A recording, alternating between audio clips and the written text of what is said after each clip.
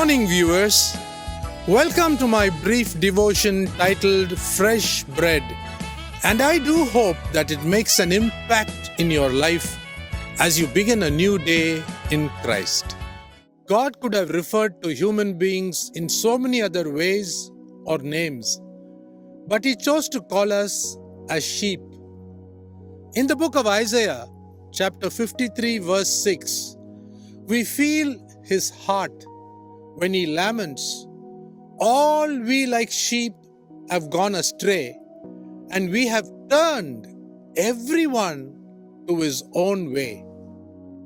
Do you know that sheep do not have an inbuilt homing device in them? Unlike pigeons and cats, when they are lost, sheep do not know the way to return to their owner. Sheep are considered foolish and helpless, and they cannot be left to themselves. They can very easily and foolishly stray into the enemy's territory. In simple words, God is saying that we as human beings are like sheep that cannot take care of its life. No wonder God wants to appoint shepherds who can truly care for His sheep. Remember, David, before being given charge to lead Israel, was given the training to take care of the four-legged sheep, and so was Moses.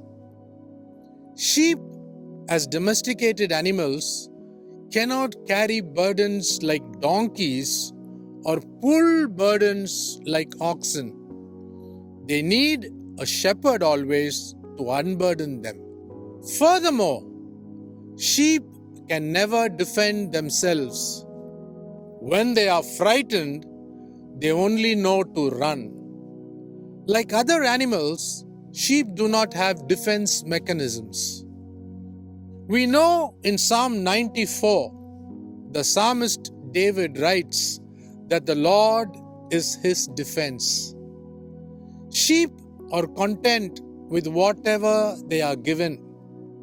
They truly feel satisfied, unlike human beings. This is the only difference between sheep and human beings. They can halt at dirty puddles to quench their thirst. In other words, even filth can satisfy them. It is only man, the good shepherd, who knows what is better and even best for his sheep. Sheep take whatever they can get, and they need a constant overseer, while other animals can fend for themselves.